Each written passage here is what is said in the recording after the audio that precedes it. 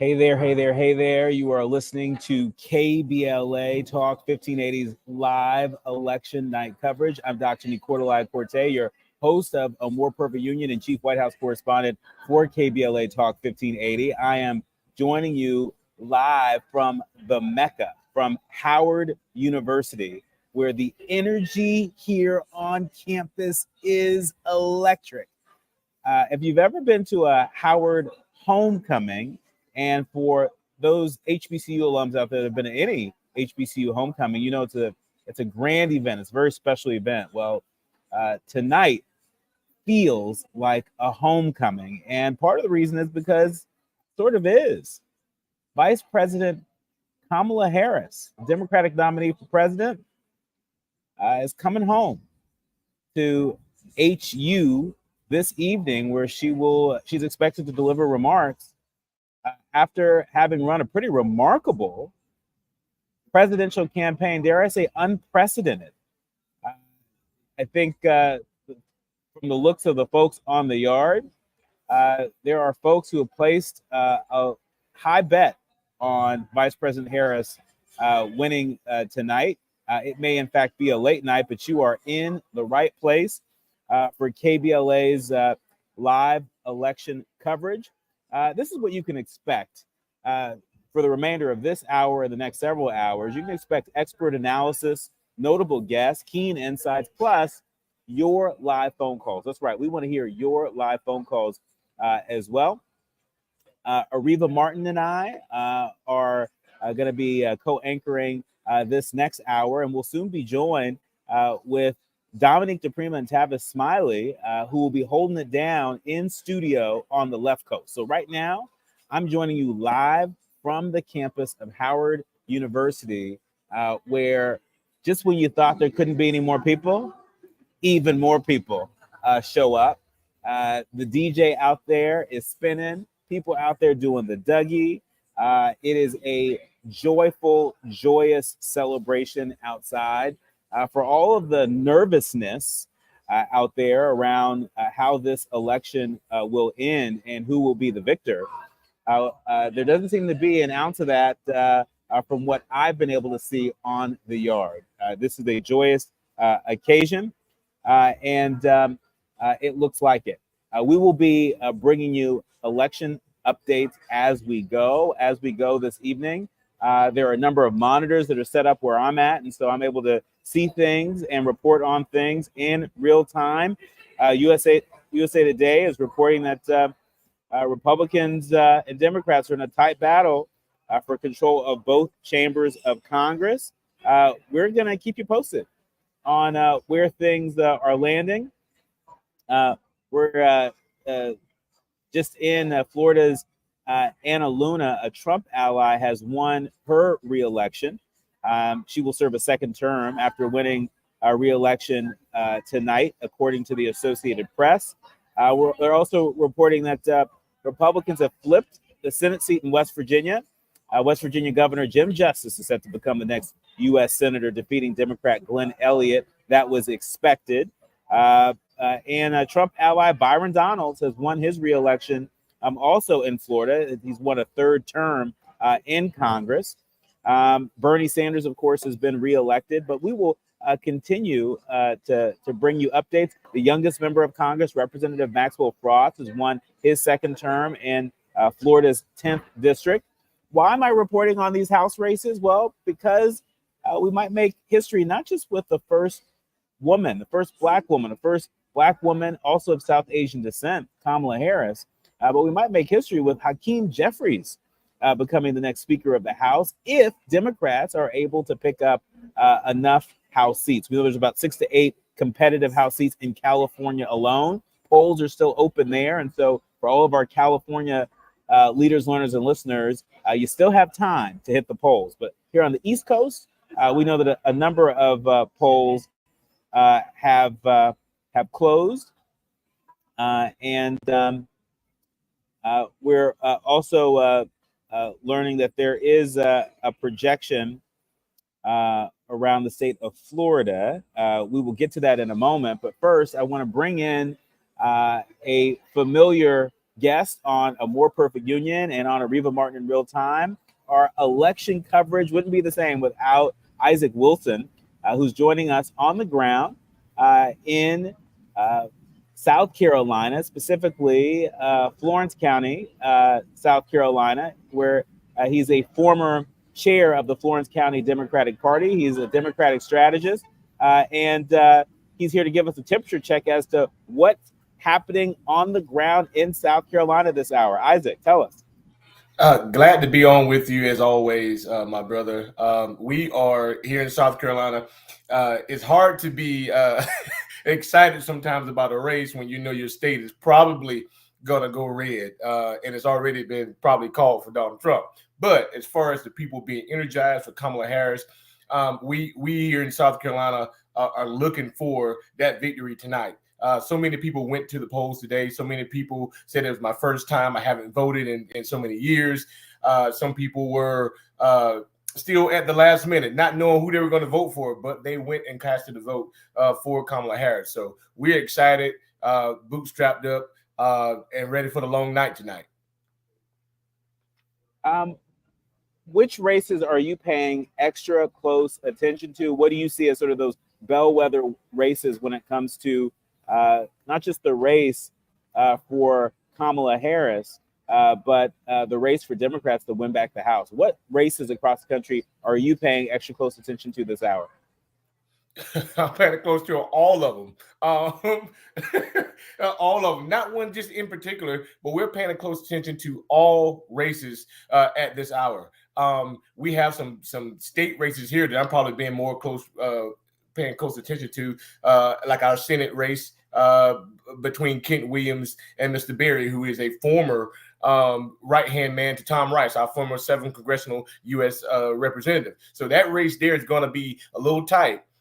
So we've been paying close attention to things here in South Carolina because we don't have a chance to be losing Democratic seats. And so we're trying to hold on to every single seat. And then there's a seat down in Marion, Clarendon County here in South Carolina that we're paying close attention to. There's a House race and a Senate race down there. So we're paying close attention to here, but I am focused on every race. I have my election tracker up here, and we're just going down the list to see who's where and what's happening around this country. There are sources that have shared with me in the polling world that there's evidence that there's a clear enthusiasm gap between Democrats and Republicans in this election. 78% of Democrats say that they're more enthusiastic than usual to vote this year, compared to 64% of Republicans. For folks in the public opinion research world, I'm hearing that they haven't seen those levels of enthusiasm since 2008. Is that an added reason for optimism for Harris Wall supporters tonight? It's definitely. We know that Obama came out in 2008 and he swept this country with love and the power to say, yes, we can. And so I think we're getting that same momentum that we're getting now with Kamala Harris saying that, yes, she can. She can be the next president of the United States. She can change this country and get it back to where we need to be and where we're loving one another, and that we can talk politics and not get mad and still be brothers and sisters. So we're excited about it. And it goes to show that people aren't enthused about Donald Trump. You can talk about the rhetoric and all that, but people aren't going in droves to the polls to vote for Donald Trump. Some of them are sitting at home, and so we need to pay close attention to that as well, that we might have Republicans that are voting for Kamala Harris, but we also have Republicans that are sitting at home because they do not want to vote for Donald Trump. And Nikki Haley just wasn't enough to get those people off the couch that voted for her in the primaries. Oh, those orphaned Nikki Haley voters. You know, I've been talking about this since Nikki Haley exited the race. And I think they've been wandering around looking for a home since Nikki Haley exited the race. You know, I want to ask you about early voting. We've seen in places like Georgia where there's been a record-shattering early vote total, over 3 million early voters and counting in the state of Georgia. there are some that say early voting has become a little less polarized in 2024, with more Republicans in early voting than previous elections. However, we're not seeing Republican early voter turnout that would be alarming or indicate a surge for Trump. Is this another indicator that is firmly in favor of Vice President Harris? I think it is, but it is twofold. We know that Republicans don't come out to early vote as much as Democrats do. They wait to election day. Even Donald Trump said to them, go out and early vote. Don't wait, because they usually wait to election day. But it is a sign that the numbers have not changed that much. It's been a little surge, but it have not changed that much. So that is a sign to say that people are not enthused. I'm interested to see what Fulton County does in Georgia. Whether they run up the numbers there or whether we get those numbers from around. But if we can run up those numbers in Fulton County, I think she pulls out this race in Georgia while Donald Trump supporters stay home unenthused. When we come forward, I want to get your take, and I want to bring my colleague Areva Martin into the conversation around early voters. There's been a lot of talk about young people and the role that young people can play. If young people show up, basically, Vice President Harris becomes our next president. States like Ohio, Georgia, Michigan, and Nevada are leading nationally as states with more newly eligible voters registered to vote this year than in 2020.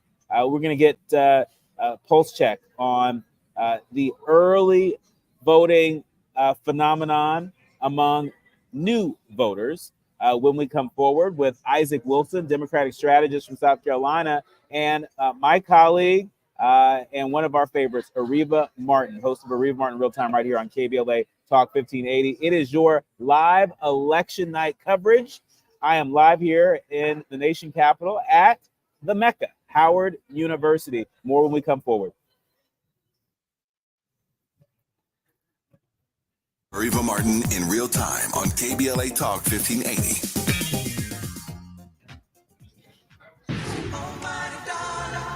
Are you an entrepreneur looking to take your business to new heights? KBLA Talk 1580 is your partner in success. Every day, we celebrate and elevate Black-owned businesses across our community. Our KBLA SMB Marketplace currently features The Cookie Dip, Badass Bakes, Hair Concoction, Higher Education Accreditation Consulting, LACC Radiology Technology Department, and Malik Books. Your business deserves to be heard. Let KBLA Talk 1580 amplify your voice and connect you with our powerful community of listeners. Email smb@kbla1580.com today. That's smb@kbla1580.com. At KBLA Talk 1580, we've got your flag.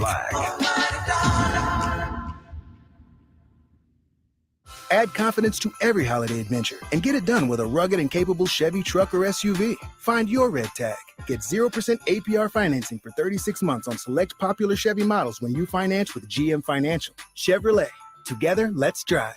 Offer available on all 2025 Equinox and 2024 Silverado, Equinox EV, Blazer EV, and Silverado EV models. Monthly payment is $28.60 for every $1,000 you finance. Example down payment 22.2%. Must finance with GM Financial. Some customers may not qualify. Not available with lease and some other offers. Take new retail delivery by 12/2/24.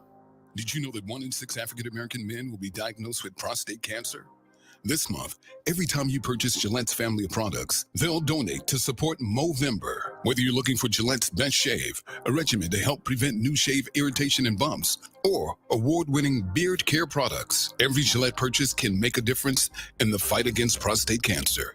Visit pggoodeveryday.com/Movember for details. Exclusions apply.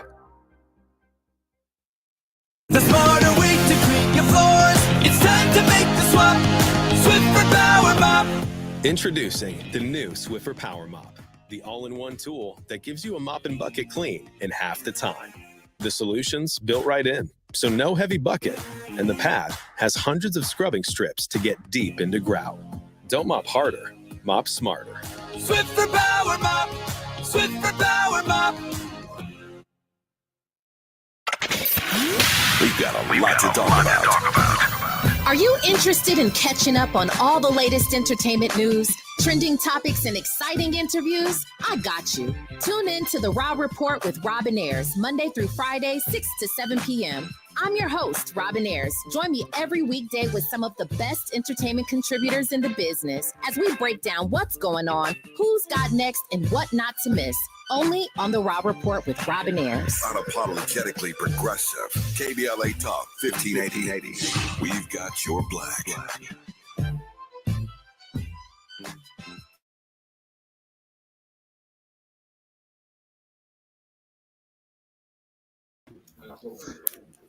You are listening to our KBLA Talk 1580 live election coverage. I am joining you from the Mecca, Howard University, where the energy is high, high, high.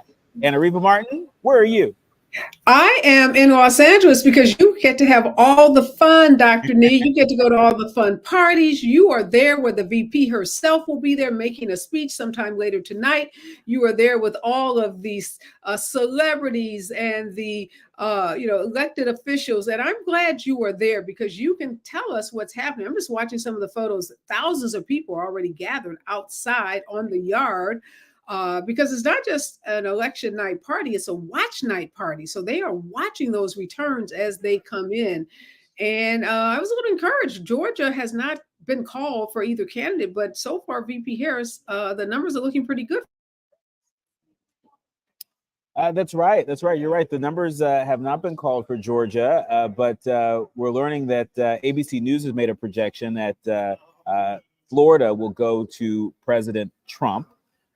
However, it's too close to call in terms of the abortion amendment that is on the ballot in Florida. This is something for us to pay extra close attention to because the trend thus far, as you know, Areva, has been whenever reproductive rights has been on the ballot, we know that a number of states, every state really, has said, yep, we want that. We want to enshrine reproductive rights in the Constitution. And so if they are not successful in that effort in Florida, it may be signs of trouble ahead in terms of codifying women's reproductive rights.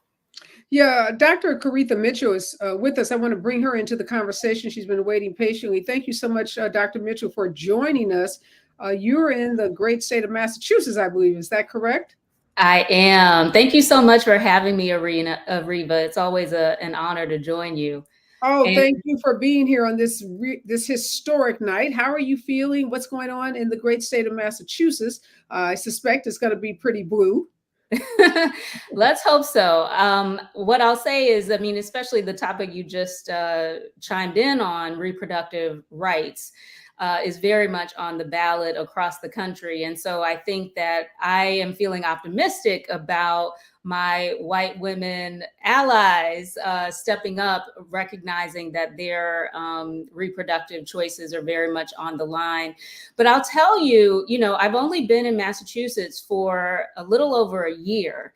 And I will say that being here during this election season has been interesting because I have been inundated with Trump advertisements, the accusations about Kamala Harris wanting to create gender reassignment surgery in prisons. Like that commercial was just all over the place as I was watching the World Series as an example.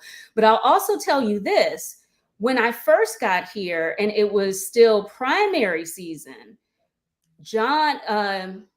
the person who was going against Joe Biden was having lots and lots of ads here. So I will say that as soon as I landed, I got serious about voting in the primary because it was clear that they were going hard in Massachusetts to get Joe Biden to be actually primaried here by another Democrat whose name I'm forgetting, which I'm happy about. Yeah, it's a little scary because you're wondering why all the Trump ads, Dr. Nee, in a state like Massachusetts that has been reliably blue.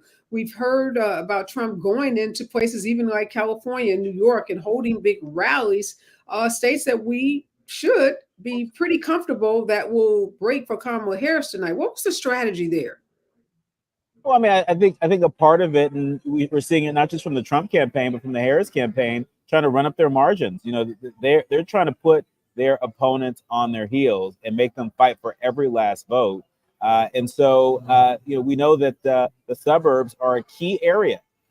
We know that Democrats have invested a lot of time and a lot of resources in trying to reach out to not just Democrats, but independents, some moderate Republicans in the suburbs, right? And that has put a lot of Republicans on the defense.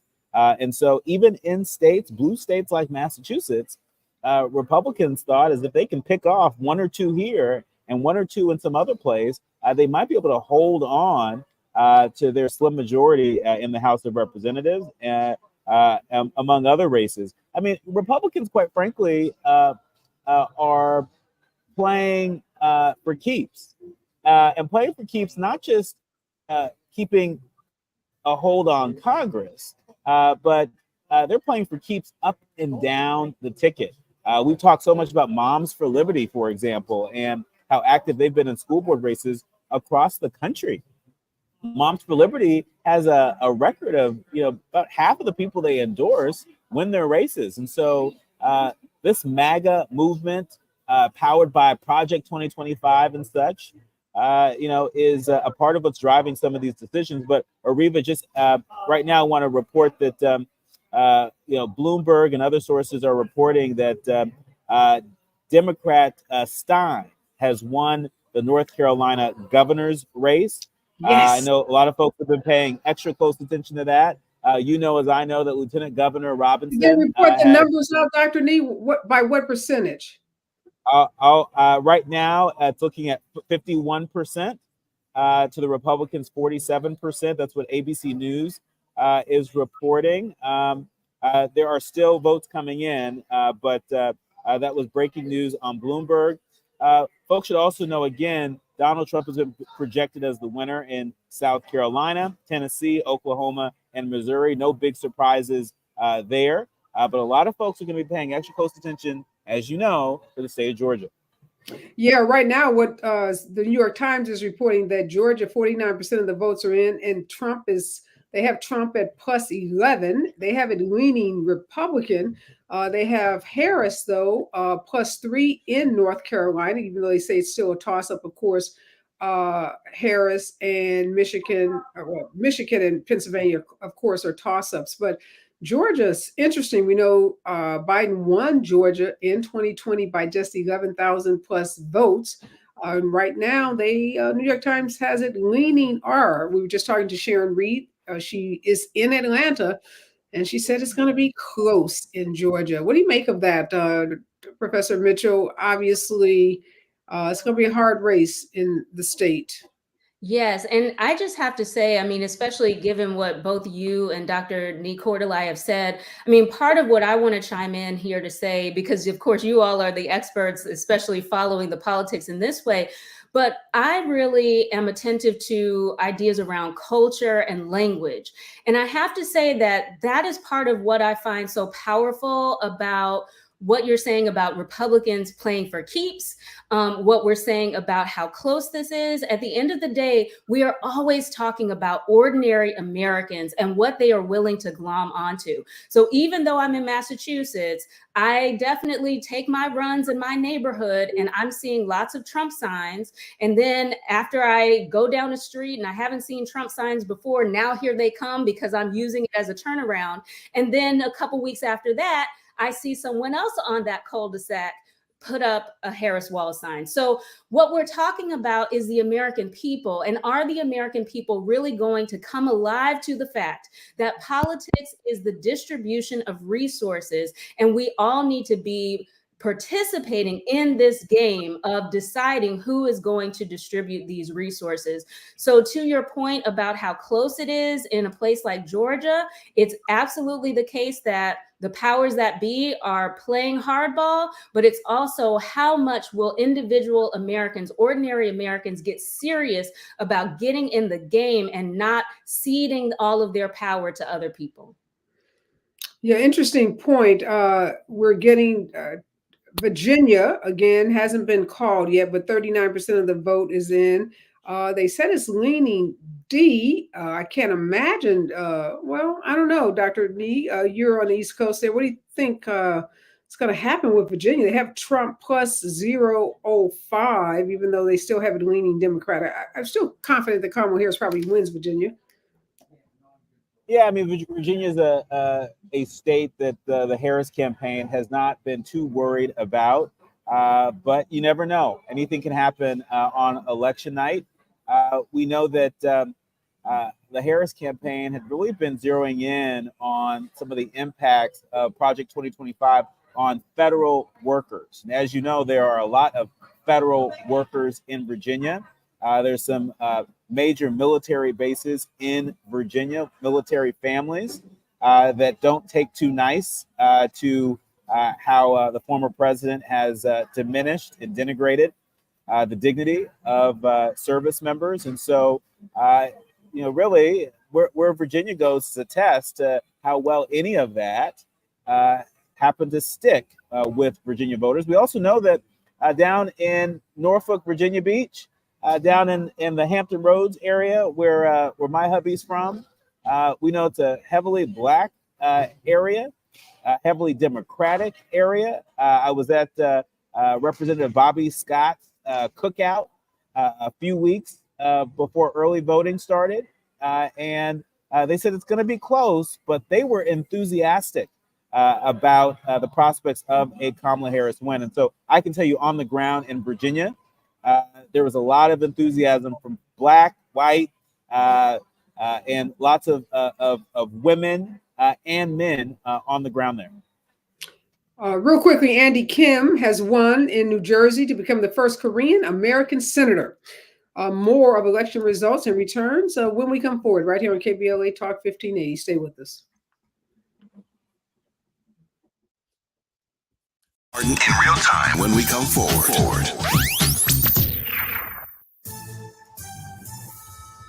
I'm Mimi Brown with 4 things you should know on Election Day. Votes are coming in as the first polls close in Indiana and Kentucky. Donald Trump is expected to take both those states in the presidential race. Reverend Al Sharpton is at Howard University, the first time a historically Black college is hosting an election night watch party. Sharpton said on MSNBC that Vice President Harris has already made history choosing Howard as a location for her campaign's event.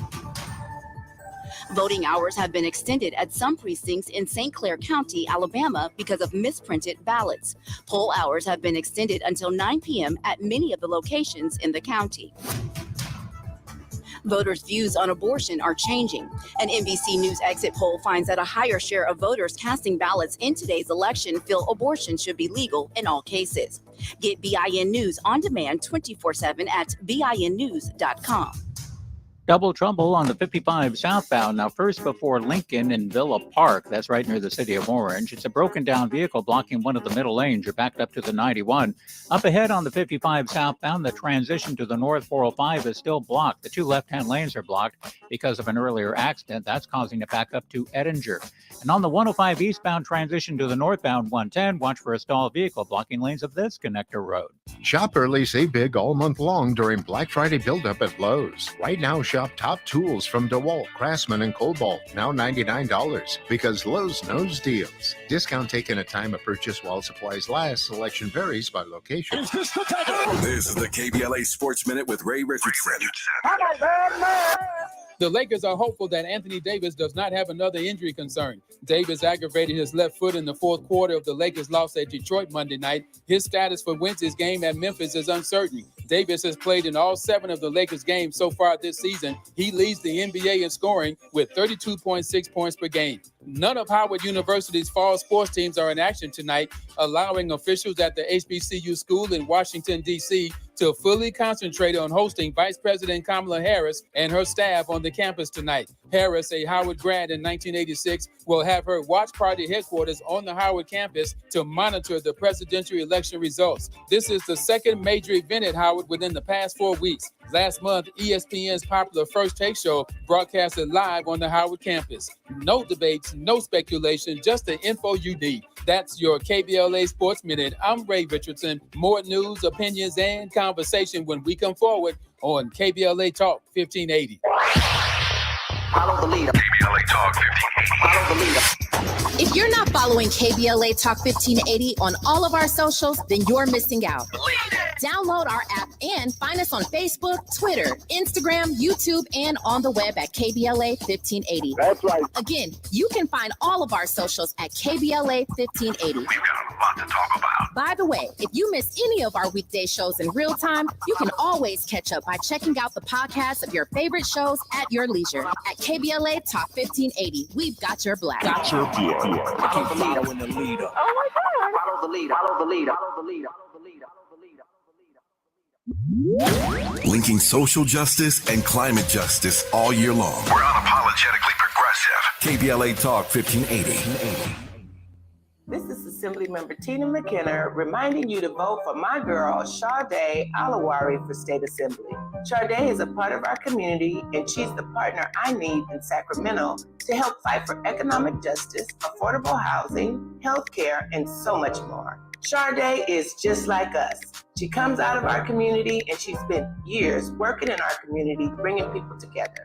That's why she's endorsed by Los Angeles Mayor Karen Bass, Supervisor Holly Mitchell, teachers, firefighters, and Planned Parenthood advocates. This is Tina McKenna, and I need you to make a plan to vote and to vote by Tuesday, November the 5th, for Sade Alawari for State Assembly. Ad paid for by Opportunity PAC, a coalition of teachers, nurses, faculty members, school employees, and public and private labor, healthcare, and environmental organizations. Ad committee's top funders, California Teachers Association, not authorized by a candidate or committee controlled by a candidate. If you have asthma, you know that there are certain things that can set off your asthma symptoms. These things are called triggers, and patients with severe asthma have an average of 8 triggers.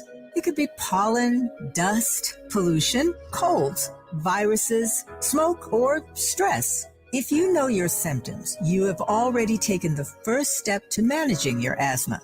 The next step is to write your triggers down in a notebook or journal and record your symptoms when you come across those triggers. This will give your healthcare provider valuable information about what you can do to help manage your triggers.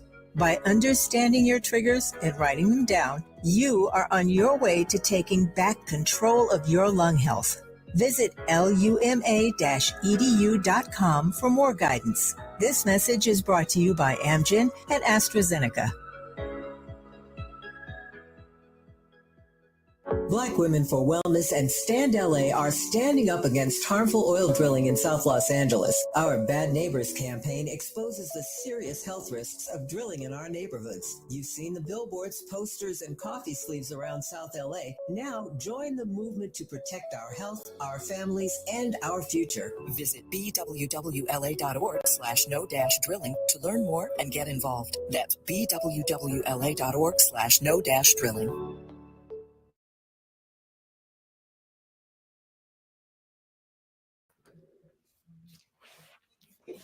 We are back, and hello, Dr. Nee. You are live from Howard University. That is where the biggest party ever is going on, a historic party. The first time ever a presidential election campaign party was being held at a historically Black college.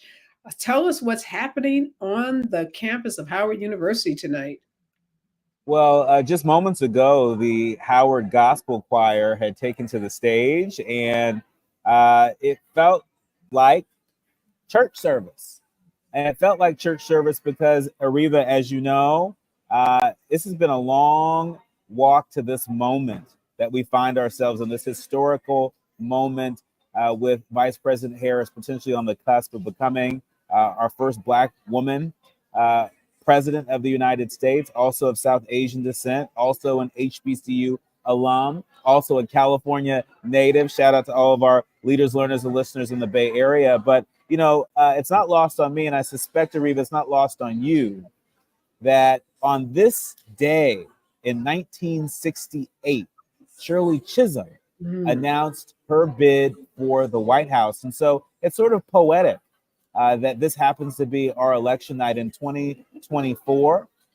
So many Black women, so many people of conscience have paved the way to this moment. And I think here on HU's campus, folks are feeling that. And the feeling here, Areva, is joyous. There are no tight faces around here. I'm not detecting a whole lot of nervous energy at this hour. I see a lot of Black joy on the yard. Well, we have some election results. Trump is projected to win Florida. No surprises there. But Kamala Harris is projected to win Massachusetts, Maryland, and New Jersey. And we talked about Andrew Kim. He is the first Korean American to be elected senator for the state of New Jersey. Josh Stein, we know, is projected to be the winner for Democratic governor in the state of North Carolina, defeating embattled Mark Robinson. I was on the ground, Dr. Nee, and Dr. Mitchell was back with us a couple of days ago in North Carolina. I did a 7 battleground state tour, and folks were very, very concerned that Mark Robinson might somehow eke out a win. So I want to say to all those North Carolina voters, thank you for going to the polls and showing up and defeating Mark Robinson. He would have been a disaster, a complete disaster as governor of that state. So Josh Stein, Democrat, I think he was the former attorney general for the state of North Carolina, will be the new governor for that state. And maybe that's good news for Harris right now. She is up by a few percentage points, although all the votes have not been counted for president in that state. But maybe she wins North Carolina with Josh Stein. What do you think, Dr. Mitchell? Might that be what's going to happen tonight? I certainly hope so, because I feel like Donaldson did everything he could to bring to our attention just how much the Republicans do not see women as full people, and that this Black man himself does not see Black people as full people. So again, I think it's all about mobilizing people who have felt that politics wasn't for them. So often you hear ordinary Americans say that, and it's because we've made politics a dirty word, and the power structure has excluded people on purpose. So I love the fact that people are getting mobilized and realizing that they can take some power back. I also love that that Massachusetts and Maryland are leaning in the right direction. I'm in Massachusetts now. I got my PhD at the University of Maryland College Park, so I'm going to take a little credit for that. Fantastic. Hey, Dr. Nair, I want to ask you about this. I was talking to a Republican strategist today, and we were talking about Donald Trump's closing argument, all of the vitriol and hate that he's been spewing. And then he brought up the comment of Joe Biden, said that Joe Biden called 74 million Americans as a sitting president garbage, tried to make some false equivalency between Joe Biden making whatever statement he made. Obviously, he corrected and said he wasn't calling Americans that, somehow making that equivalent to what we've seen from Donald Trump. I don't get Republicans who are trying to defend the kind of racist.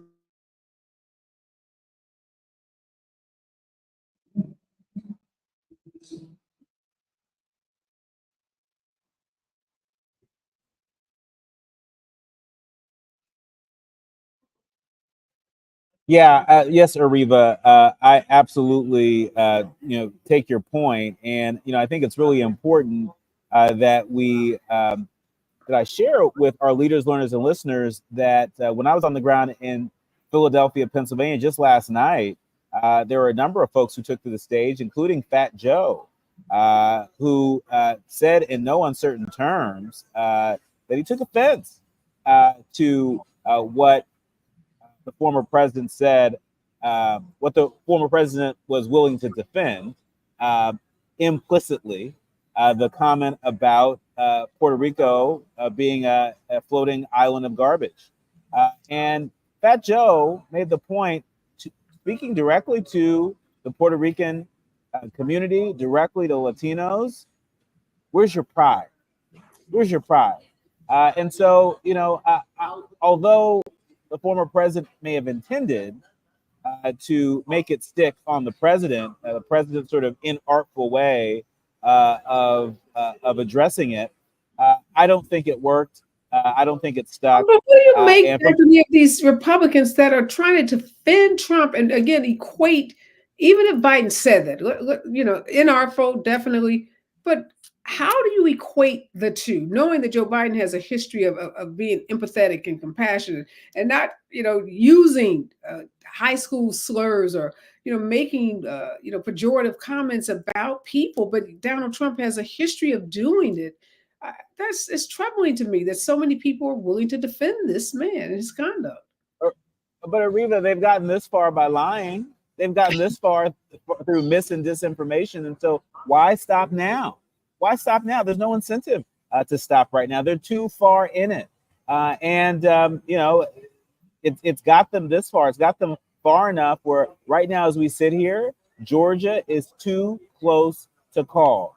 And you know what else we should be talking about with regard to Georgia? Earlier today, there were a number of precincts that had to be evacuated, including in Gwinnett County, a very important county, rich with Democratic votes, had to be evacuated because, you have the misinformation machine that's been firing up and firing people up. And so when we come forward, we're going to be joined with Dr. Jonathan Collins. He's a Columbia University professor. He's also a proud Morehouse alumni. He is a former resident of Atlanta, Georgia. He's a political science professor, and I suspect that he has quite a bit to say about this. This is our live election night coverage. I'm here at the Howard University, here at the Mecca, and Areva Martin is joining us live from Los Angeles. More when we come forward on KBLA Talk 1580. You're listening to Areva Martin in real time on KBLA Talk 1580.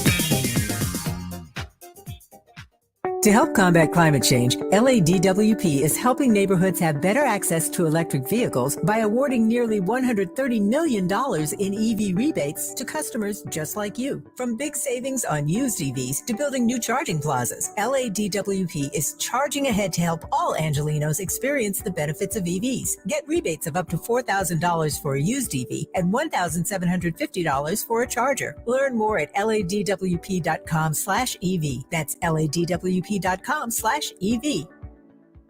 November is Youth Hope Month, shining a light on young people facing homelessness. Yearly 4.2 million experience homelessness in the U.S. Sanctuary of Hope is here to help. Join us November 4th through the 9th for education on Instagram and come out to our in-person event November 11th, 9 a.m. to 11 a.m. at the Aura Cafe in Lamert Park. We will have conversations on host homes. Learn how to turn your spare room into a safe haven for a young adult in transition. Receive training and financial support. Visit thesoh.org. That's thesoh.org. Let's bring hope to our youth this November.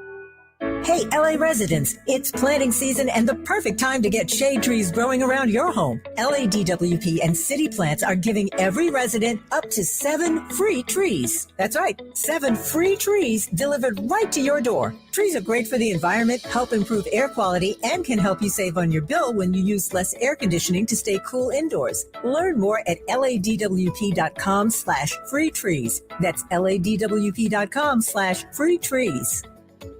If you're an adult in need of an accredited high school diploma, the Los Angeles Public Library can help. You could earn one for free in as few as 5 months, online with 24/7 access. You also get a personal academic coach, plus special training focused on 9 in-demand industries, as well as a resume and cover letter to advance your career. Visit the website at lapl.org/diploma. That's lapl.org/diploma. Hello, everybody.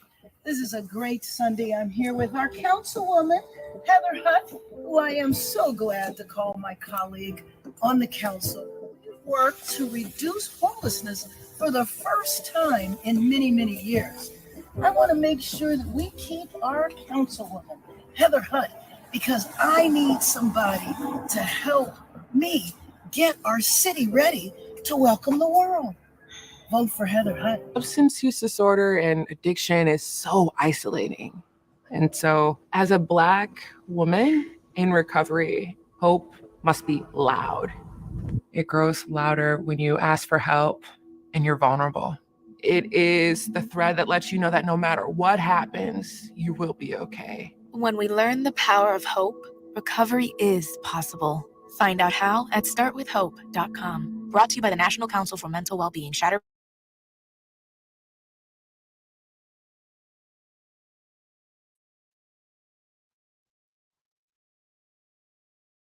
You're listening to KBLA Talk 1580's live election night coverage. I'm joining you live from Howard University, and really delighted that Areva Martin and I could also welcome Jonathan Collins, He is a distinguished professor from Columbia University. At Columbia University, he's a political science professor at Columbia. He's also a Morehouse alum. And I want to ask you to weigh in on some of the shenanigans that we've seen in Georgia today. But first, I want to update our leaders, owners, and listeners. There's some reporting from a Washington Post reporter. We're getting a little feedback from you, Jonathan. There's a Washington Post reporter that's reporting that they just hit 51% of precincts reporting in Texas. Ted Cruz at 49.6% of the vote. Colin Allred, get this, at 48.5% of the vote.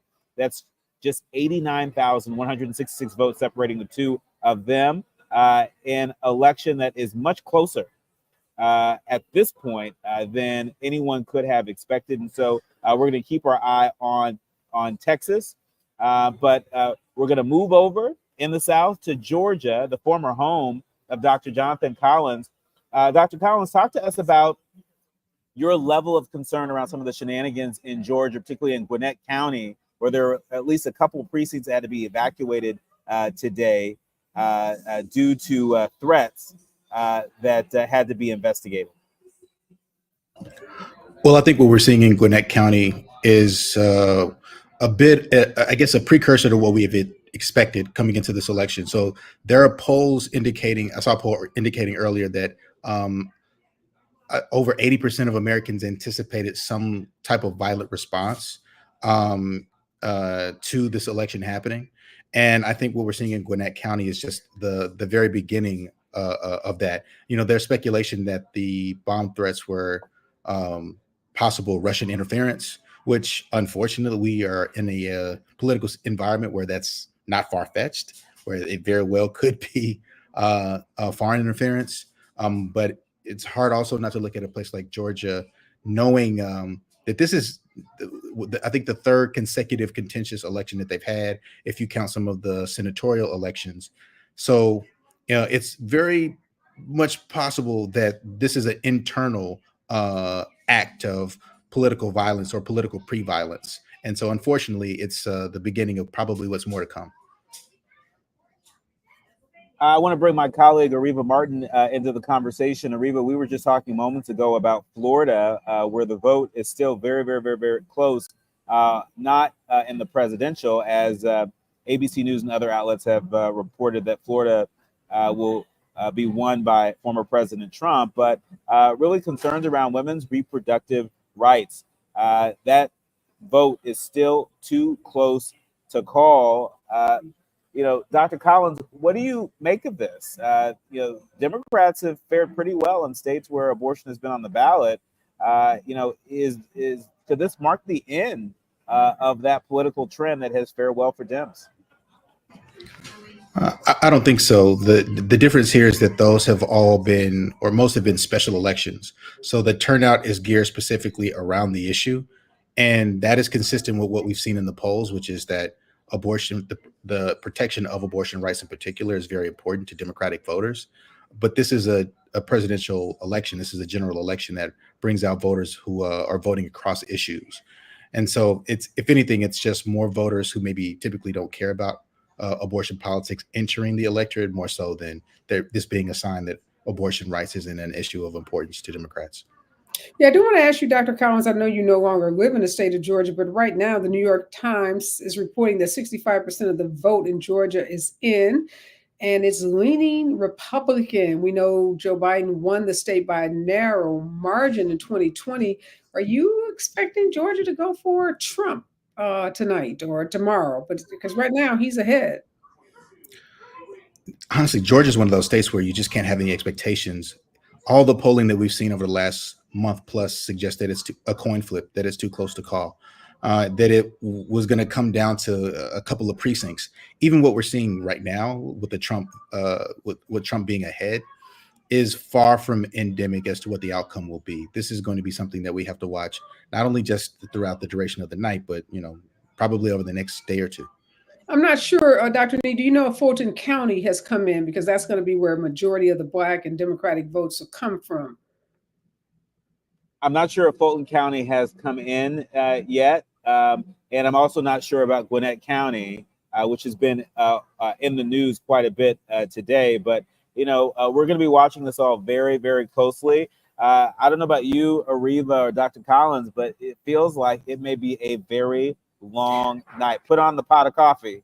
It's going to be a long Yeah, but night, we get some especially good this news. year. We shouldn't gloss over this great news. Lisa Blunt Rochester has just made history as the first African American woman to become a senator, U.S. senator from the state of Delaware, and that's only the fourth Black woman ever to serve in the U.S. Senate. Two are from the state of California, Kamala Harris and LaFonza Butler. So Lisa Blunt Rochester, Professor Mitchell joins that group, that very exclusive group, very small group of Black women to serve in our U.S. Senate. And we're waiting for results on Angela Also Brooks, because she may join that exclusive club if she becomes the senator from the state of Maryland.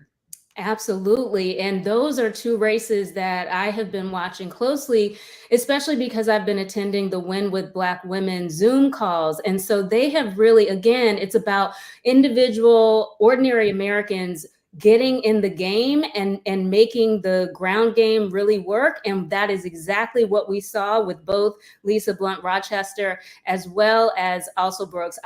Because I got my PhD from Maryland College Park, was texting all of my Maryland friends and calling on them to really step up with Also Brooks in mind. The other thing that I'll have to say, because of my Houston roots, is I'm thrilled that you all just reported that Colin Allred is making the kind of push that he is. I love that it's too close to really call right now. That is a very good sign, again, of us understanding that we are looking for victories, not for these politicians, but victories for the people.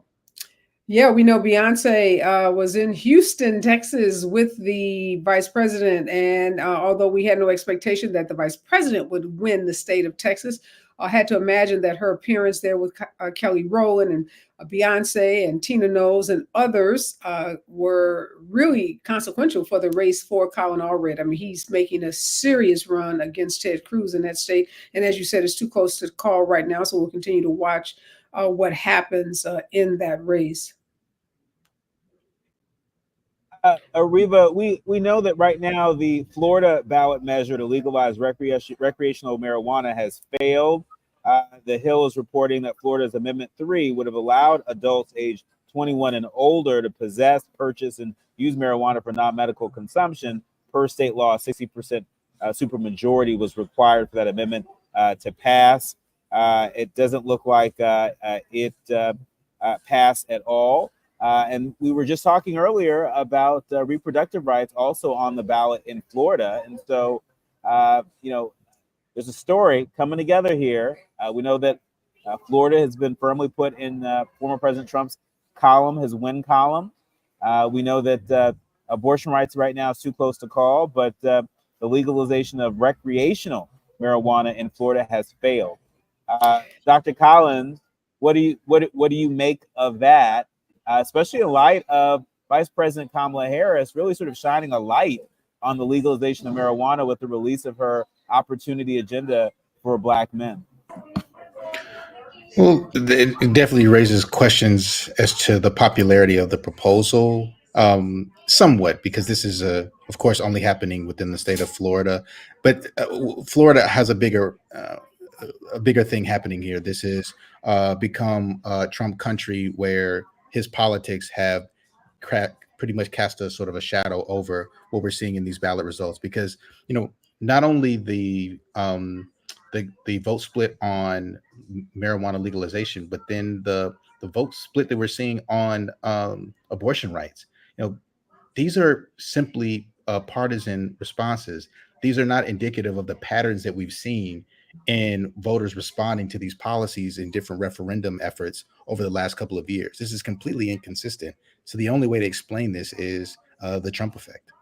Yeah, we should note Ron DeSantis, the governor of Florida, went hard against the ballot initiative for abortion rights. I mean, he put a lot of money, he put a lot of his capital into opposing that ballot initiative. And he is a powerful guy. He was a horrible candidate for president, lost miserably on the national stage. His politics didn't play well at all outside of the state of Florida, but he has been and remains a very powerful governor in the state of Florida. So I'm not surprised by these outcomes because he put his finger on the scale in the race around this ballot initiative.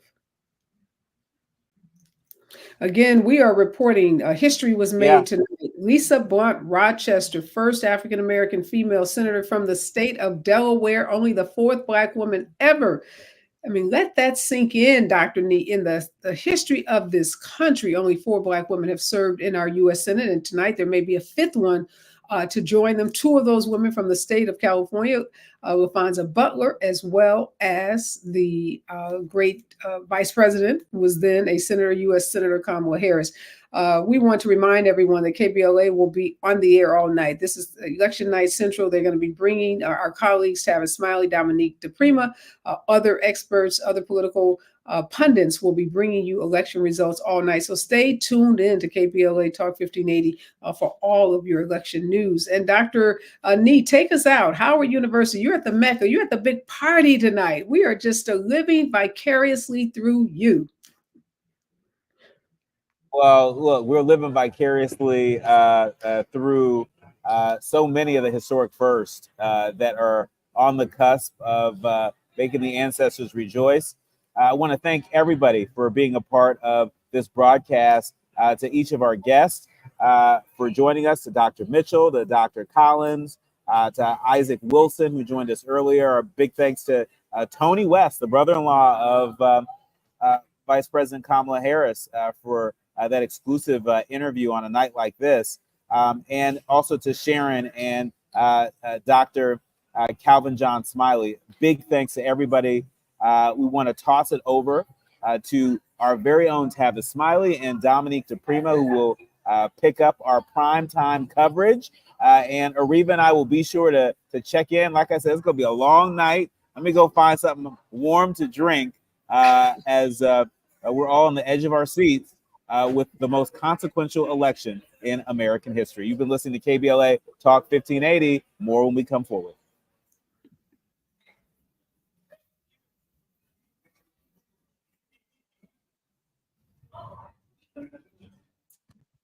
AC. Idaho County locations in the key swing states. More than 30,000 absentee and early ballots in Milwaukee.